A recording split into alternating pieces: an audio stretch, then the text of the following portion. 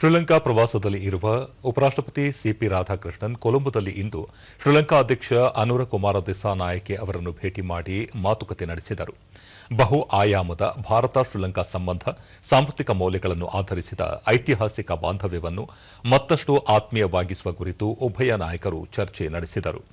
ಈ ವೇಳೆ ಉಪರಾಷ್ಟ್ರಪತಿಗಳು ನೆರೆಯ ದೇಶಗಳಿಗೆ ಪ್ರಾಥಮಿಕ ಆದ್ಯತೆ ನೀಡುವ ಭಾರತದ ಬದ್ಧತೆ ಹಾಗೂ ಎರಡೂ ದೇಶಗಳಿಗೆ ಹೆಚ್ಚಿನ ಲಾಭವಾಗುವಂತೆ ದ್ವಿಪಕ್ಷೀಯ ಸಹಕಾರವನ್ನು ಬಲಪಡಿಸುವ ಅಗತ್ಯದ ಕುರಿತು ಅಭಿಪ್ರಾಯ ವ್ಯಕ್ತಪಡಿಸಿದರು.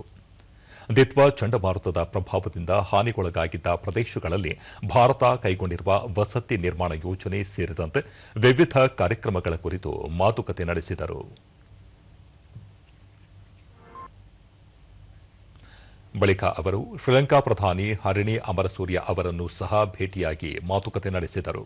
ಈ ವೇಳೆ ಉಭಯ ನಾಯಕರು ಭಾರತ ಶ್ರೀಲಂಕಾ ನಡುವಿನ ಸಾಂಪ್ರದಾಯಿಕ ಸಂಬಂಧ ಮತ್ತು ದ್ವಿಪಕ್ಷೀಯ ಸಹಕಾರ ಹಾಗೂ ಜನರ ಒಡನಾಟವನ್ನು ಹೆಚ್ಚಿಸುವ ಕುರಿತು ಅಭಿಪ್ರಾಯಗಳನ್ನು ವಿನಿಮಯ ಮಾಡಿಕೊಂಡರು.